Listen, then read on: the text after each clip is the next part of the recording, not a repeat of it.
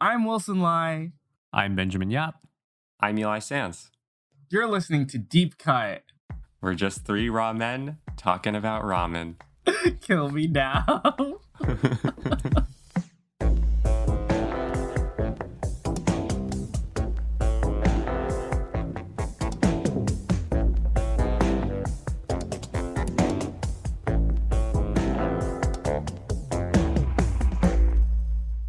On Deep Cut, we compare a director's most popular film with a personal favorite chosen by one of us. We also discuss that director's life and career to bring in context that helps us view their movies as they may want us to. Today, we are starting our exploration into one of my most recent director obsessions, Juzo Itami. And on this episode, we'll be discussing his most popular film, which is Tampopo, which was made in 1985. So Tampopo was not as widely received locally in Japan as opposed to like some of his other films, which includes his first feature, The Funeral, which got him like a ton of local nominations and awards for the film, and it really like blasted him into fame as a film director. But Tampopo was the film that really captured the eyes of critics and other directors out west, and sort of is what Itami is known for in the more general like Western film canon. And I think through the decades has become, I think on average, his most popular film. And like, especially in like our circles, people only know Itami for Tampopo. Like, I don't think that there has been a slight creeping up of people watching other Itami films because of their availability on streaming services like the Criterion Channel, which has, I think it has all of his features and the short that he made called Rubber Band Pistol, which is really good. But I think this Tampopo is sort of a great entry into a really deep filmmaking world that he had created in the 10 features that he made before his untimely death. I think for me, like, I don't think I've really registered his name much when people talk about Japanese film directors.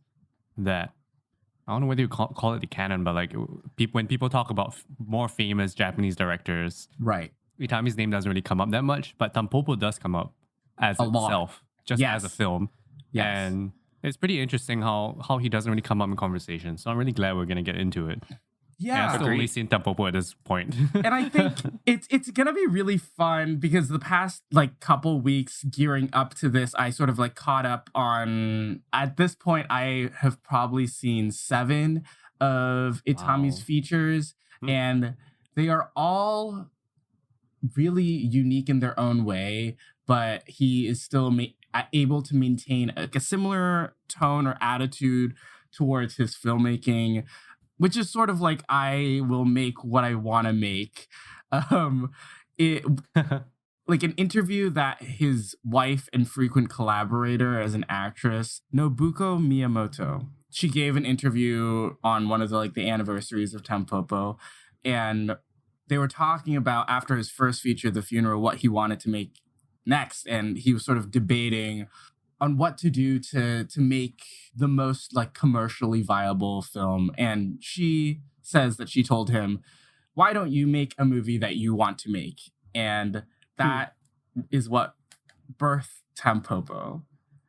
I'm really glad that you chose Juzo Itami, Wilson. I'd love to know some more about his life. Yes, I'm going to give a very brief intro to his life, and I think I'm going to sort of quickly gloss over the end of his life because I want to maybe talk about it a little more next week. Ooh.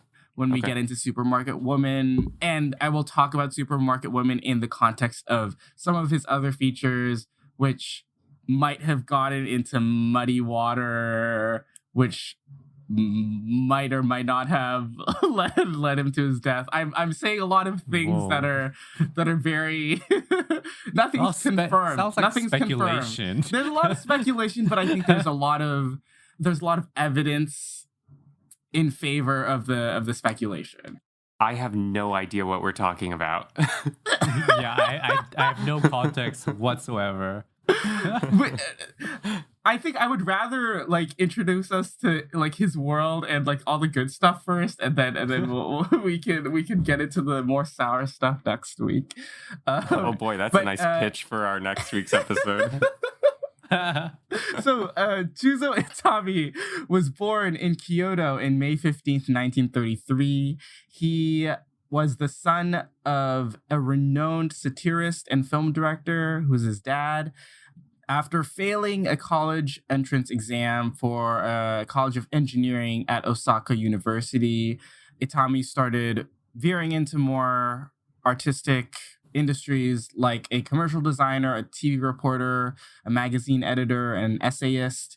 He finally started studying acting and started acting in 1960, was doing a lot of work there, married an actress, got divorced to an actress, and then he was working with another popular Japanese director, Nagisa Oshima, on a film, Sing a Song of Sex.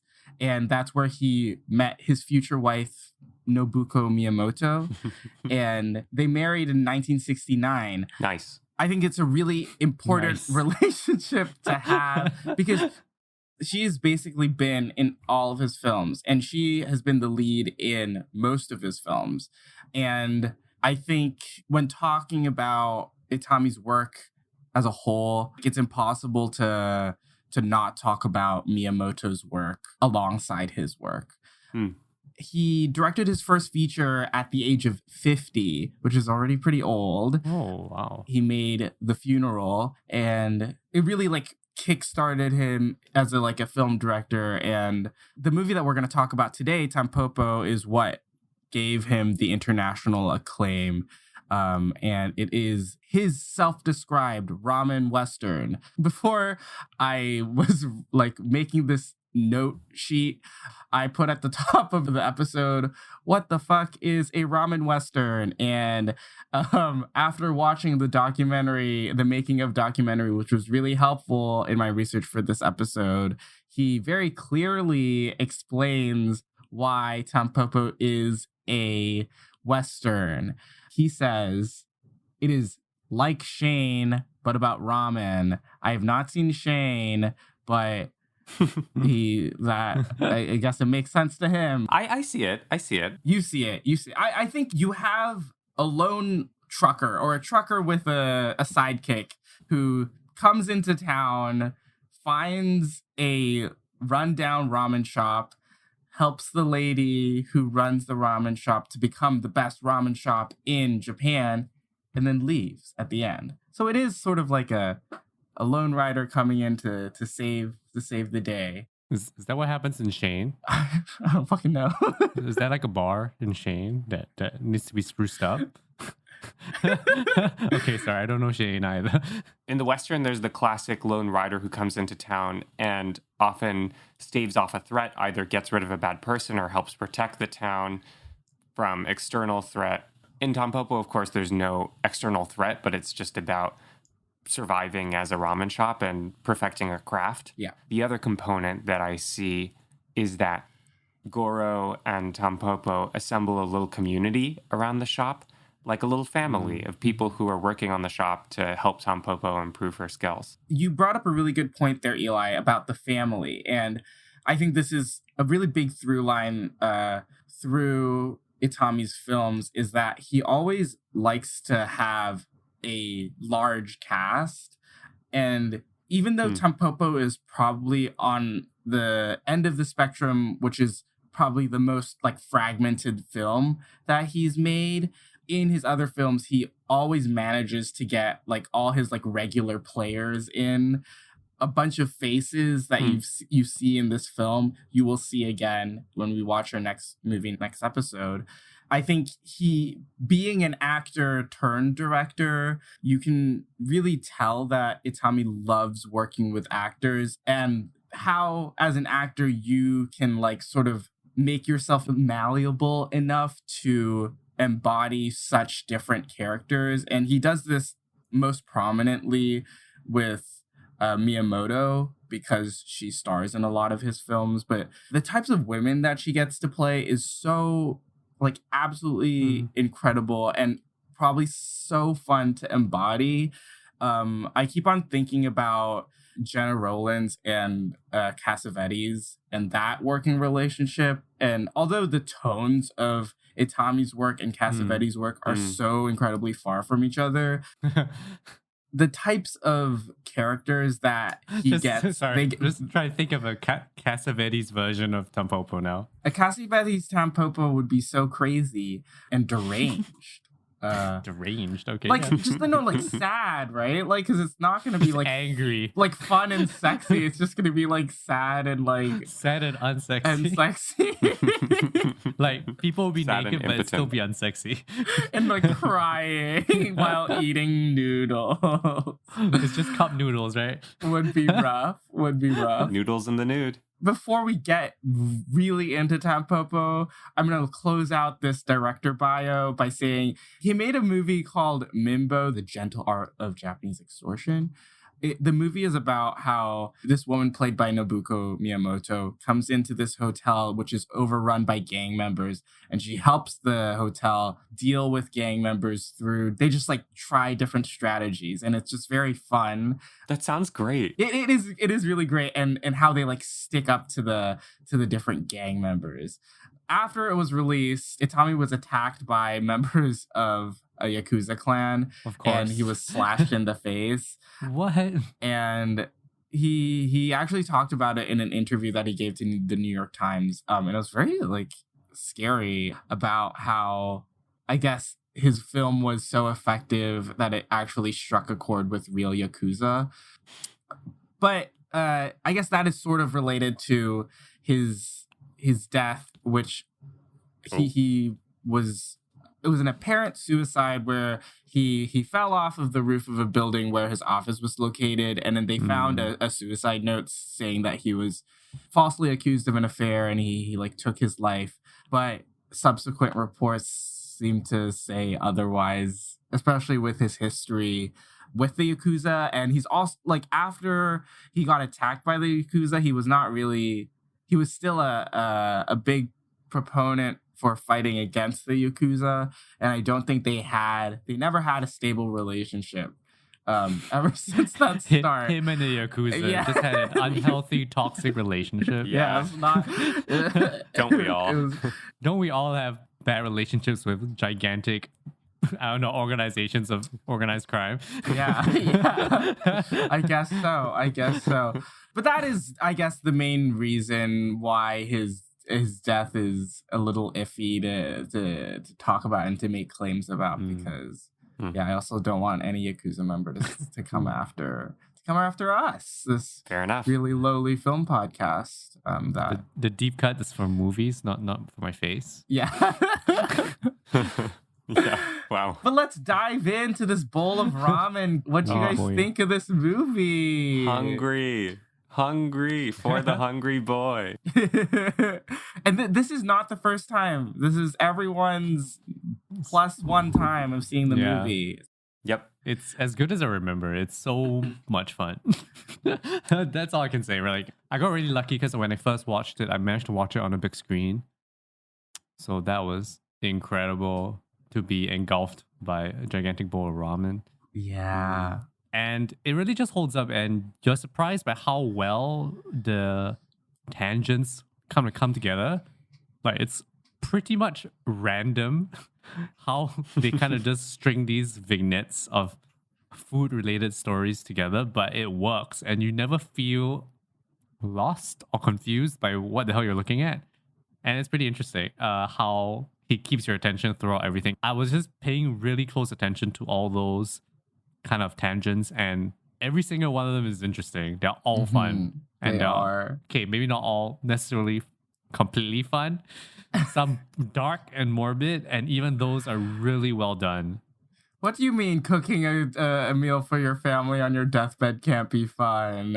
Oh, that's exactly the one I was thinking about. That's maybe the one vignette that doesn't work for me. but we'll get into that. It really I was kind of laughing worked for the me. entire time this time I was just like- watching it. I was just like, this is dark. And, Insane. yeah, it's pretty insane. Actually, maybe it does work. I don't know. We'll talk about it. I first encountered Tampopo at its restoration a few years ago. I watched it at the Film Society of Lincoln Center, now known as Film at Lincoln Center, a slightly less cool name if you ask me. I love seeing it on the big screen. I went to go see it alone at an afternoon showing. I think I double featured it with The Handmaiden, which was kind of a wacky choice. Wild. And then immediately after I saw Tampopo, I went to a ramen place that was right next door to where I was living at the time. And it was great because this movie, it absolutely loves food. And there's a special place in my heart for movies that love food. It conveys the joy of cooking for people, of eating good food, and eating good food in company with people you care about. It's such a vivacious movie. Really fun watch. I love it. I was also so lucky to see it for the first time on a Can't big believe it. screen. We're all three very lucky. I know. I saw it at the Wesleyan Film Series. Shout out to the Wesleyan Film Series when they programmed it one night, and I was like, this has been on my watch list for ages. I have to go and see it. And I saw it, and it was one of the most incredible movie-going experiences I've ever had. And the only horrible thing is that when I got out of the theater, it was too late to go to get any food. That's and tragic. I had to settle for I guess I had to settle for a grilled cheese, which is okay. not a bowl of ramen, but it is a very hearty meal. And Yeah. I love Tampopo so much. I'm a massive food fan. I love ramen. I love Japanese food. Iron Chef Australia. Master Chef Australia, Eli. Whatever. Got it wrong. I spent 10 minutes plugging it in our I remember. Best of 2020 episode. 10 minutes You got it edited wrong. down. Ooh.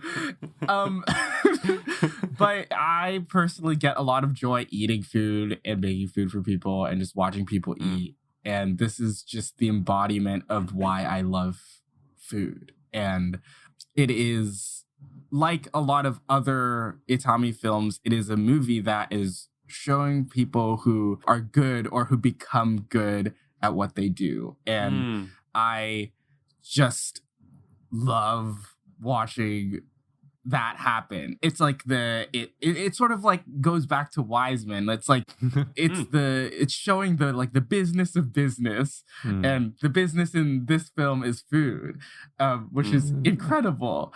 The film critic Mike D'Angelo has one of the popular reviews of Tampopo on Letterboxd, and he has a really interesting take on it, which is I think bang on, which is that it's honestly a better comparison to sports movies than it is to a Western. Yeah. Because it essentially is a very long training montage. It really is. With random tangents, but yeah. It's essentially just Tampopo getting good at making ramen. That's it. And going through the training and learning about ramen. If you think about it, the whole plot of the movie is a process sequence, right? It's all about the process of getting better at this craft. And that is also similar to a sports movie or other sort of getting better at craft movies like whatever, Whiplash, Black Swan, whatever you want to say. They have shared DNA for sure. And what's so great is now that you know this, most of his other features, especially the ones that Nobuko stars in, are just like this, but in different contexts, in different All sports settings. movies? Yeah. Wait, what? That's great. So you're saying supermarket woman is about her becoming a really good supermarket woman? I don't know what that means. Ooh, yeah, we'll see. We'll see, Ben. You might be right on the ball on that one. What is a person who works there or a person who shops there? A person who works there and manages the supermarket. It's going to be such a blast. I can't wait to talk about that movie. But this movie. A really fun element that's baked into that kind of sports movie mold is that there is an implicit promise that the protagonist is going to win and get good at what they want to get good at, right? that provides a safety net under the movie that permits space for the vignettes and digressions so that even when the plot is not marching forward, you're just having fun and going with it, and you know that it's going to end up okay. That's the promise of a comedy in general, perhaps, but I think also in a sports movie. I mean, he straight up just has like very sports type images and actions. And music. Yeah, the music as well. She's using a speed cooking and she does the gymnastics pose. Yeah. And then he has a stopwatch. Like, that stuff is great. And then she's running. Like, I really love all that kind of stuff. And the way that he's just mashing random ideas together to form a really kind of funny situation that is kind of heightened but also makes sense is really joy to watch. It is, I guess, a very simple premise and a simple plot, but I think that the addition of the tangential scenes really like balance it out and add weight to the other like chunks of the film, and also is like a good breather for the audience who is really invested in Tampopo's character and wanting her to succeed. But also there are other interests like sex and French food. The thing that I find in common with all the vignettes is that it is about the ways in which food connects people. Should we talk about the woman who dies cooking the last meal for her family? Yeah, there are a series of vignettes. I tried to write them all down. I wrote them all down. Did you write them all down? So the first one is during the middle of a training montage that we have. You see Tampopo and Goro, who's the cowboy figure who's training her. They're going on a run, and then you see a group of businessmen sort of walk towards the camera, and you're like, "What's going on here?" And then the camera just decides to leave Tampopo and Goro and follow these businessmen.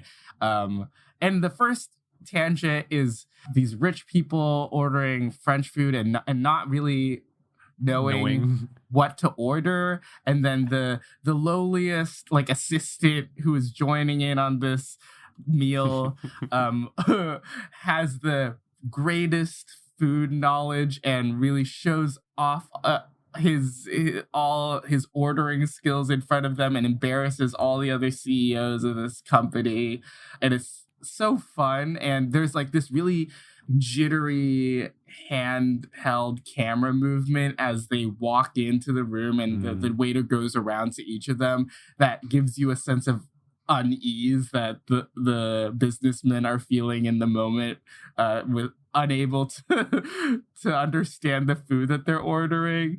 At the end, the last bit of it is really great because he finishes his order, the assistant who is really cocky with his order, and then it pans to all the other businessmen on the table, and their faces are bright red and unrealistically bright red. And in the making of documentary, Itami probably devotes 5 minutes of this documentary just talking about how he did different screen tests with different powders to achieve the reddest look that he could possibly get.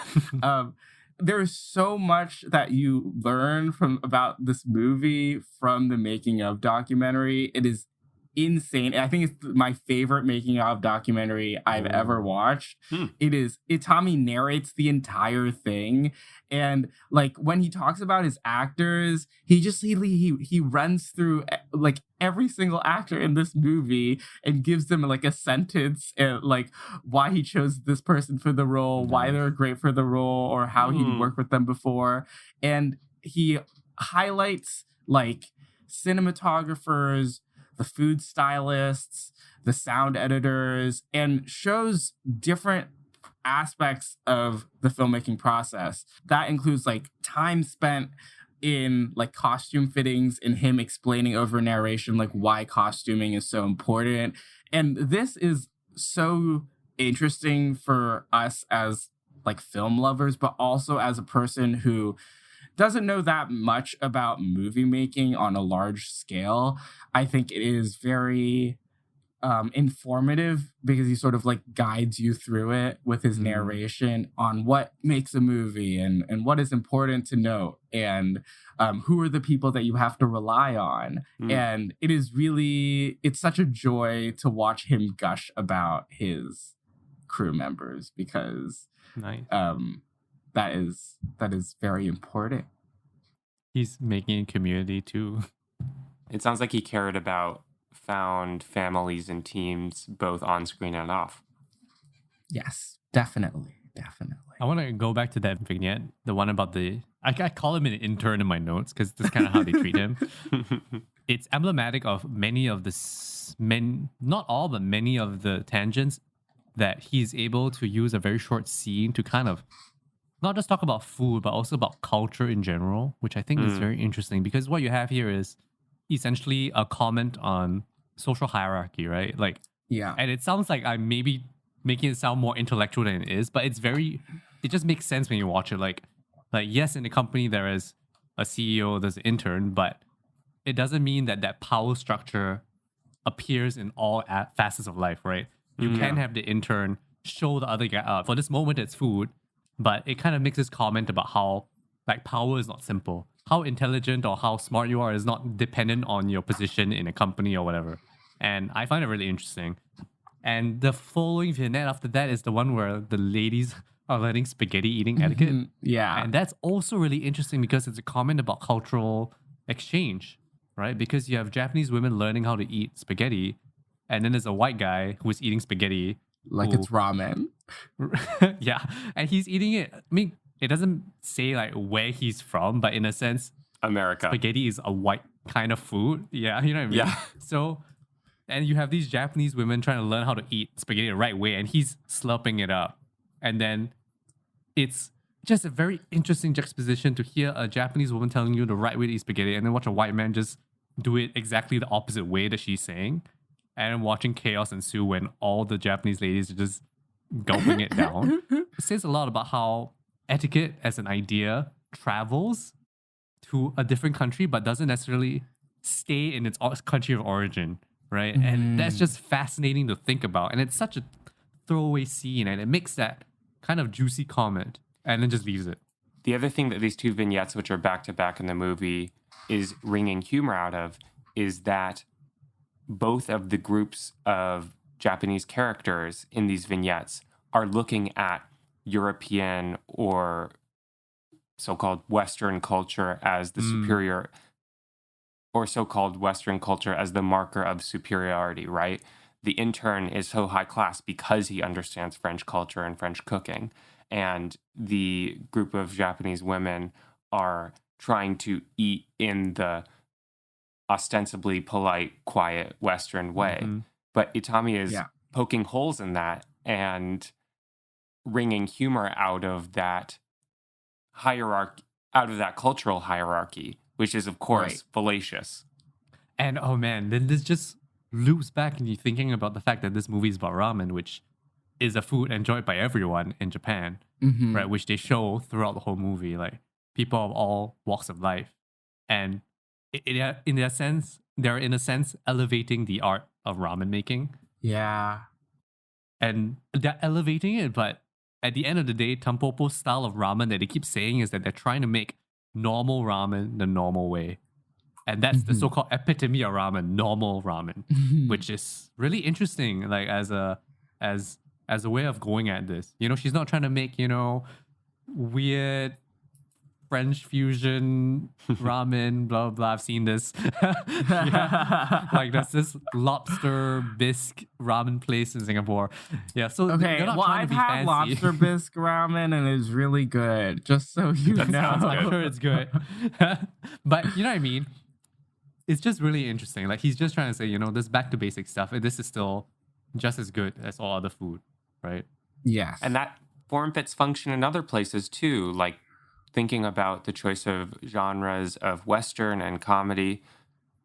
It keeps it accessible to a wide audience while still having specificity and an incisive thing to say about culture and nationality. And I also think that accounts for Tampopo's international success as well. Definitely. And that reminds me of something that Nobuko Miyamoto said in an interview, where she said that there were three things that Juzo Itami aimed for when he was making his films. The first, that they have to be surprising. The second one is that they have to be fun. And the third one is that anyone can understand them. Nice. And that's like such a baseline level. But if you like have that mentality when you approach making like every single scene in your movie, it really ends up making it such a joyful experience to watch the movie. And I think he is always considering audience enjoyment, and that is like at the top of his mind at like every point when making this movie. Now that we're still on the vignettes, what are your what are each of your favorite vignettes from this? I'm trying to recall them all. Okay, I'm gonna run through a few things that I noted down. There's a sex scene and the oyster scene, a little related. The dentist scene, really interesting. Ice cream kid, which is This also connected to the dentist. Yes. Yeah. Then peach my favorite grandma. one. Yeah, my favorite one is the peach grandma, where an old lady runs into a grocery store and just molesting everything. Like, what the heck? It's like horrifying to watch in such a funny way. You're like, why are you doing this? So aggravating to watch. The physical comedy in that scene is so great with the clerk that's chasing after her. And her face is so funny when she is first caught with the peach. Yeah. And then she's just like, oh, and then she just kind of drops it. There's no, big question here, but it's just really fun. You know what I mean? And really well constructed, and just takes, because that person exists. The person who goes around to supermarkets and just pokes all the food. That's a thing that happens, especially in Asian supermarkets. It happens all the time. So like, or Asian wet markets. But you're like projecting your own exists. like So anger. It's really funny how Ben like directed this this scene. cultural touchstone is being used to create just one all-timer of a comedic scene. Yeah. Yeah. My favorite series of vignettes has to be the gangster in the white suit and his partner. Here White we go. suit. There's so much to dig into here, but just as a sort of thesis, I love that it is so funny and absurd in the ways in which they use food and talk about food in their relationship. And at the same time, it's incredibly sweet and sincere. And they have a genuinely happy, loving relationship that's lighthearted and sexy and fun. Obviously, the Tampopo plotline is the heart of the movie, but this plotline with the gangster and his partner is just another really nice encapsulation of everything that Itami wants to say about food and how it brings people together, and the kind of relationship that these two have that is based on food and love of food and each other. There's a reason this is kind of like the B plot of the film, right? Yes. Because Tampopo's plotline is kind of like this pure expression. PG. It's PG. Yeah, PG, exactly. That's what I meant by pure. A PG version of like a love of food, and there's an arc there. Here is like the love of food is erotic and intense and sexual, and it is. And it's primal, you know what I mean? And there's a reason the film ends with a baby breastfeeding, which is just exactly genius final frame. Like you come into the world, all you want to do is eat. Yeah. And where are you eating from? It's in a way it's kind of sexual. It's a teat. No, it's not in a way. So in the documentary, Itami narrates that for the white suit and his lover storyline, he wanted to rejoin food and sex in people's lives. He said that when you come into this world, food and sex are so linked because you are literally sucking milk out of a tit. And he wanted to rejoin the joy in having both sex and food at the same place. And that sounds so perverse, but it's so fun. But it doesn't come off that way. It doesn't come off as like this thing that's gross or anything. It's a little gross, but Yeah. it's still very fun. I think it's because whenever sex comes up in Tampopo, there is an innocence to it. It is about the pure joy and eroticism of those moments. There's no power dynamic. And I read more of an innocence in that final frame that, yeah, you come out of the movie wanting to eat. And I think you also come out of the movie wanting to love and like connect with people. Yes. Food is love. I think that the sex between the gangster and his partner has a real innocence and joy and lightness to it. Yes. It's silly. Even the egg yolk scene. The yolk. The yeah. infamous egg yolk scene. So if you know Tampopo and you know of the movie but you haven't seen the movie, I'm pretty sure you know the most famous scene from the movie is when iconic. this egg yolk is being passed from White Suit's mouth to his lover's mouth, back to White Suit's mouth. Raw egg yolk. And it passes 7 times. You counted, okay? No, because in the doc, they rehearse it. So like on the 7th time, she has to bite into it and it has to come out. That's what he said. That's what he said in the doc. Okay. And they got these really premium quality eggs, which was provided with, I'm going to say the name of the person, Seiko Ogawa, who's the food stylist. Major shout out to Seiko Ogawa, who put in a lot of work sourcing all the food in this movie. Like 1,000 bowls of ramen. Thousands of bowls of ramen. And she made it every day. The crew called it the Seiko ramen after her. And they did countless camera tests just shooting ramen just to find out which bowl of ramen, which way to cook it looks best on camera. And if it tastes good.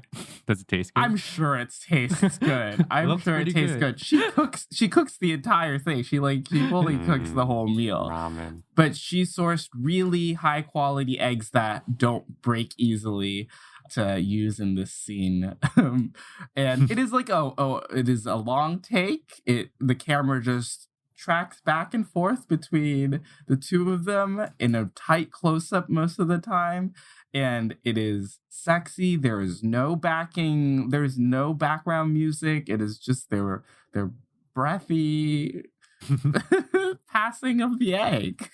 But I think that's important too. There are moments elsewhere in the movie when Itami uses stylistically overt edits or music, and there is a simplicity and an honesty in just staying on the couple without cuts, without non-diegetic music, and just observing as they share this moment. And yeah, the absurdity is entirely in the action, but it's still innocent and sweet and a moment of connection for them. And definitely. It's, of course, needless to say, directly a metaphor for the build to an orgasm, right? The bursting of the yolk is this moment, and the way she reacts to the bursting of the yolk is clearly very suggestive. But it's still innocent in a way. I mean, this is related, which is another vignette, which is the oyster divers. I was like, this is kind of getting weird. Yeah, that's maybe a little pushing it a little bit. But I was just like, because she's clearly very young, right? Yeah. I was like, whoa, this is a little strange. But I think is trying to play it as a sort of, not really loss of innocence, but maybe more of a growth into a sexual maturity. And it doesn't really come off as especially icky. It kind of works. There's a bit of an imagery there because we all know oysters are an aphrodisiac.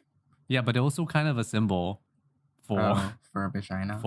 Yes. I was like, how's the best way to say very this? Prudish here on Deep Cut. Thanks, Wilson. And also, the gangster cuts his lip, and there is blood on the oyster, suggesting menstruation. Yeah, and so that it's kind of done pretty well, and like it works. It's weird that they use the gangster in this situation, maybe, but it's kind of, then you have the other oyster divers just looking at her, making out with him or licking the blood off his lips, and you're just like, okay. But Yeah, I find it like even with that, I think there's some care that he Yeah. has, like even going towards something that's a little bit more on the edge. Like if you were to place Juzo Itami on one of those like D&D alignment charts, he is definitely chaotic good. He's like definitely fully chaotic good. But okay, my favorite sort of vignette is it's part of the Tampopo plot, but it's a little bit like a coincidence, which is actually the old man in the soba shop. Because that scene almost made me cry because like this old man just wants to enjoy life, and I guess his helper or assistant or whatever is like, It's his mistress. oh, his mistress. Okay, I was like, I'm not sure. It's just telling him, don't eat all this stuff. And he immediately orders exactly all those things that she said, and then goes from tasting each thing and then to full on gobbling all those things, which then causes him to choke and almost die and is saved by the Tampopo crew. And same thing with talking about being born, like even in death, and you think about the gangster's death, like the last thing on their minds is to eat the best thing. Yes. And there's something just so sweet about that. Fun fact, that scene was shot in a long take, and Hideji Otaki, who plays the old man, ate 2 full bowls. One bowl of duck soba noodles and 1 bowl of tempura soba noodles. And he did it for 2 takes. So he had 4 bowls of full bowls of and Itami made a decision prior to this that he was just like, I'm not gonna do coverage. I'm just gonna just play out in this one shot, and we're just gonna use the blocking to move the scene along. Yes. You said the word blocking. That's where I want to go. In the shot, you see the Tampopo crew minding their own business, and then your eyes are focused on the old man as he eats, and he starts choking, and then the other Tampopo crew comes over and helps him, and then they start turning him over, like his legs are up, and then the vacuum comes in. Yeah, they reconfigure the whole like frame of the scene. There are a bunch of long takes in this that are very well blocked, and I came up with a term for specific moments where I was like, wow, which is chaos blocking. Which this scene is the exact scene, exactly what you described. I was like, the blocking in this like scene of absolute chaos and speed, right? When they start picking him up and everything, it's so messy. Yeah. But done precisely but not in a way that feels staged. That feels really real and like realistically, authentically messy. And he has many scenes like this, like when you have like the fight, one of the early fights in Tampopo's shop has that kind of messy quality. And I think there are so many scenes where you just look at the blocking and you're like, wow, like they probably spend so much time thinking about all the little elements and things that have to happen. And then especially in scenes like the one we're talking about in the soba shop, where so many things are going on that they somehow nail it, and I guess 2 takes is pretty incredible. And it's thematically linked to what Tampopo wants to talk about with people coming together, right? Think about the scene with the old man choking. It's the Tampopo crew coming into the old man's half of the frame in order to save his life. And I think often in these long take shots, even ones about violence, like the fight that happens under the overpass, it is people coming into each other's part of the frame to interact and come together. And in extension of that, how the old man repays the Tampopo crew is that he lets Shohei, his driver, who is a ramen master, come help Tampopo in her training in the shop, and it like grows the crew a little bit. It is so great, so heartwarming. Just before we completely leave the gangster behind, as Ben said, he's thinking about the best meal that he wants to eat with his partner and to share that moment together. And it is so funny as he's dying. You're like, why is he talking about pigs? And then when he gets to the line about yam sausage, it's so funny. It's so funny. And it's also sweet and sad. Yeah. Also his commitment to falling over every time he gets shot. Extremely. I was just like, this guy is just taking every single fall. I will try to stop talking about this behind the scenes documentary. But it highlights a lot of the key scenes of this movie, and it has direct BTS footage of the scene itself being filmed just from another angle. And you see him like really going through it, and they have like the rain machines on, and he's like shivering in between each take. And that's real commitment as an actor. That's the wonderful thing about a director who can really bring a team together behind the scenes to work and create the movie, is that everyone wants to give 110%. Actors, technicians, supporting crew members, everyone is firing on all cylinders and I think enjoying it. That's the sense that I get from Tampopo. Yes, it's true. And it's, you know how we talk about films that we love, and most of the time it's like, oh, that set was horrible. The director was so mean to people. And it like sort of sours the view of the movie in your head.